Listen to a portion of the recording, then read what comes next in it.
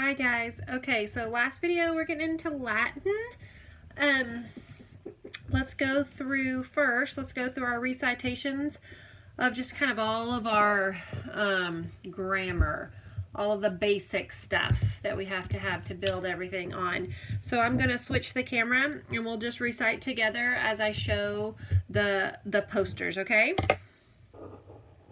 All right, so we're going to start with let's start with conjugations, and then we'll go through our endings, and then we'll go through,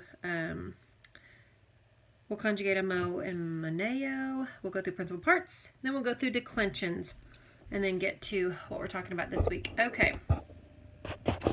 Alright, so let's go to conjugations. They're verb families. There's 4 of them. They each have 6 attributes: conjugation, person, number, tense, voice, and mood. Person, first person, second person, third person. Number is singular and plural. Tense is, there's 6 tenses. We have 2 systems, the present system and the perfect system, which make up those 6 tenses. There's 3 in each. In the present system, we have present, imperfect, and future tense. And in the perfect system, we have perfect, pluperfect, and future perfect tense.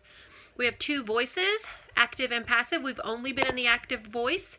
We have 3 moods: indicative, which is common statements or questions. We have imperative, which is commands or requests, and subjunctive.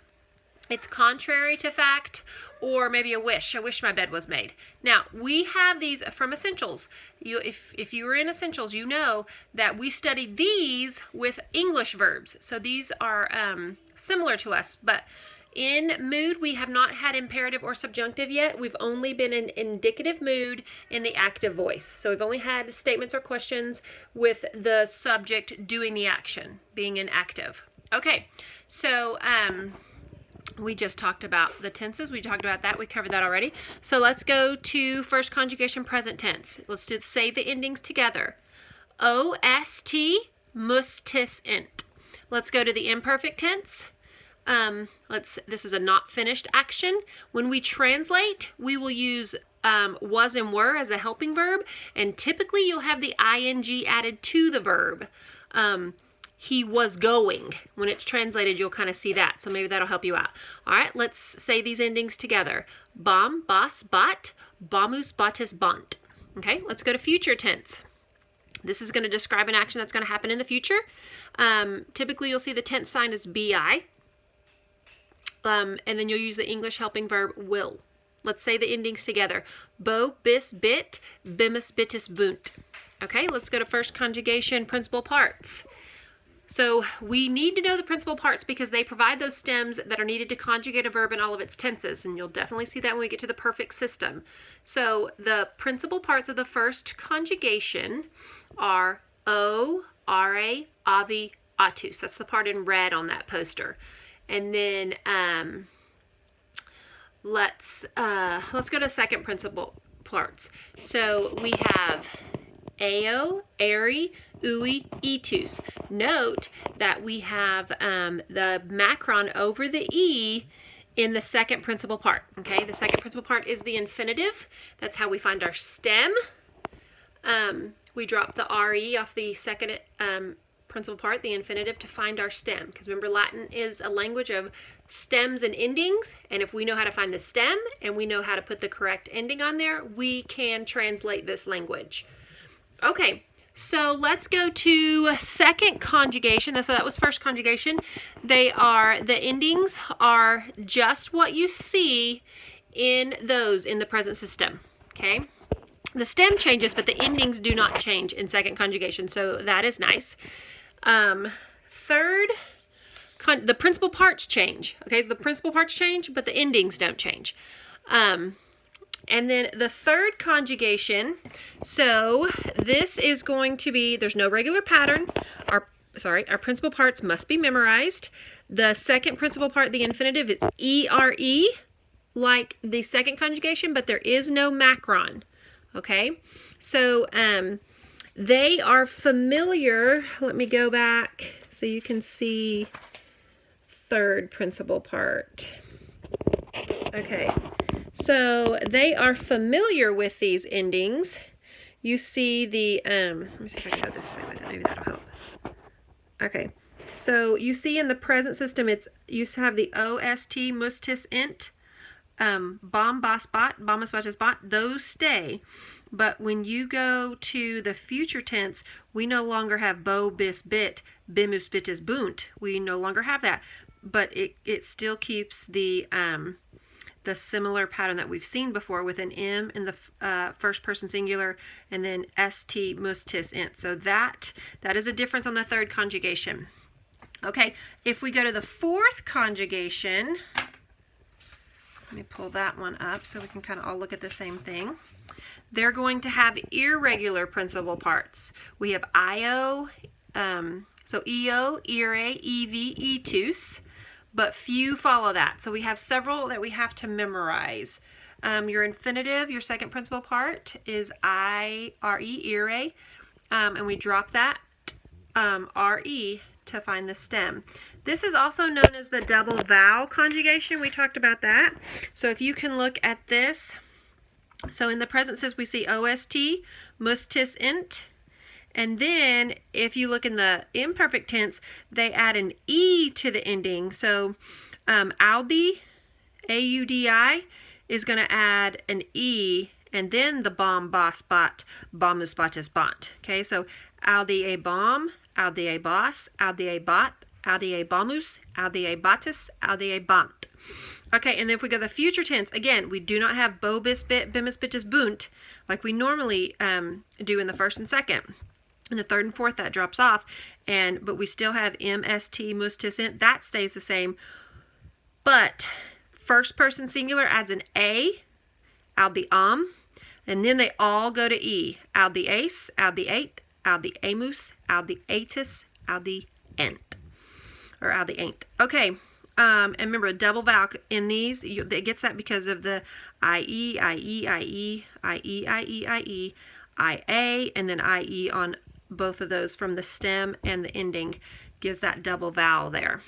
Okay, so let's go over our gender declension triangle. So we have our 5 declensions here, and then our triangle at the top, masculine, feminine, neuter, masculine, neuter, masculine. There are neuters here, but they're very few, and we will get to those later. But typically the fourth declension is masculine. Okay, so let's go like this. So first declension's typically masculine. Second declension's typically masculine and neuter. Third declension is all 3, and you have to memorize those. Fourth declension is typically masculine, and fifth declension is typically feminine. Okay, let's go to our declensions. So let's decline our model nouns that I have here. Mensa, okay? Mensa, mensai, mensai, mensam, mensa. Mensai, mensarum, mensis, mensas, mensis.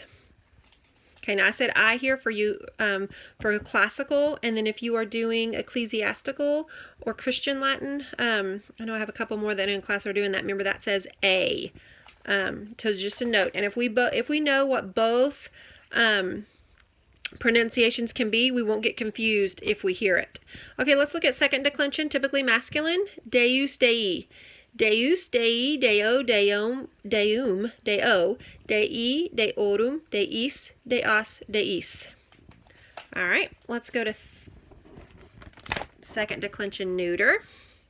So balloon, beli is the noun we're going to do. Balloon, beli, below, balloon, below, bela, belorum, belis, bela, belis.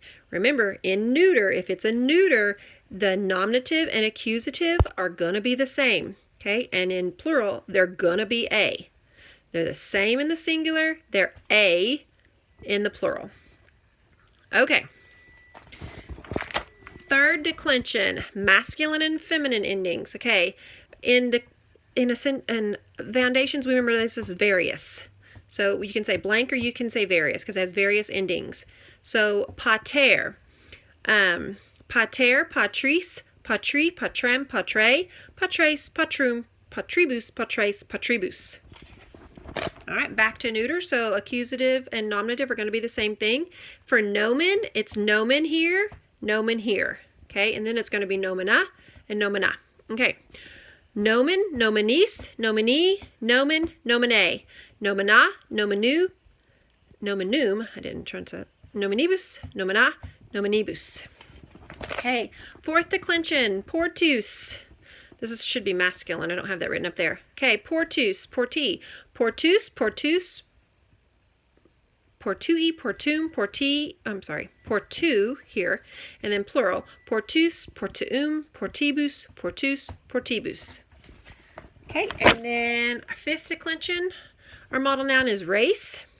Race, rei, rei, rem, ray, race, rerum, rebus, race, rebus. Okay, so that takes us through our grammar work. Okay, so today we are talking about SUM. Now, we have done a SUM chart, so we are familiar with the state of being verb SUM. That's what, when we talk about English, those state of being verbs, those be verbs, am, are, was, were, I am, he was, that's your state of being. He was in the kitchen. I am in the kitchen. That state of being states that. Those verbs state that. And they're irregular in Latin. So we are going to look at SUM conjugated in all three of the tenses of the present system. Okay, so we've gone over these. So on the poster I've made, you'll see that I have put the English helping verbs on there to help you as well. And then underlined in red, those are the endings that they share. So that's their similarity. So it kind of helps us that we know that. Okay, I'm going to switch the camera. Okay, so SUM conjugated in present tense, imperfect tense, and future tense. Okay, in the present system. Okay, so in the present tense, SUM, est, sumus, estis, sunt. When we translate, we're going to use am, are, and is. Imperfect, eram, eras, erat, eramus, eratus, erant. Okay, helping verbs was and were. And then future, ero, eris, erit, eramus, eritus, erunt. Okay, and I stress erunt so I don't get these two confused between imperfect and perfect. So when I chant it, I always stress it to make my brain just kind of remember that. And then in the future, we use the word will be when we translate into English. Those are our helping verbs for that. Okay, you see in red, these all have the ST in the singular, second and third person. Now, is in the present and imperfect, but we go to O for future on the first person singular. But then if you'll look at all three of these are mus, tis, int on all three.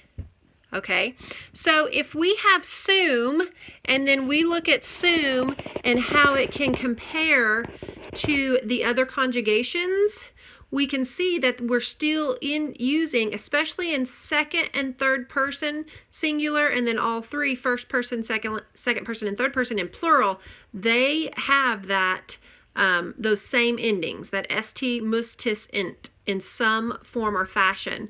So that kind of helps our brain to connect that to something. So we're going to use SUM in this week's lesson. And remember, that's a state of being verb. It's telling what that person, where they are, how they are, that state of being that they are in. Okay, so you're in Henley this week. We're in 13 and 14. So on page 149 to 152, do your vocabulary words, any new grammar, and then translate. And then don't forget to review your grammar and your vocab from the previous lessons, okay, so we don't lose that. And definitely over the summer, guys, do not stop that, because that'll all be all that hard work for nothing. Just kind of review it a couple of times a week to keep it fresh in our brain. Okay, I'm just looking over to make sure we have everything. Let me show you this real quick. Okay, this is my Magistra Jones book, but you can kind of see this is I am, you are, he, she, it is, we are, y'all are, they are. I was, you were, he, she, it was, we were, y'all were, they were.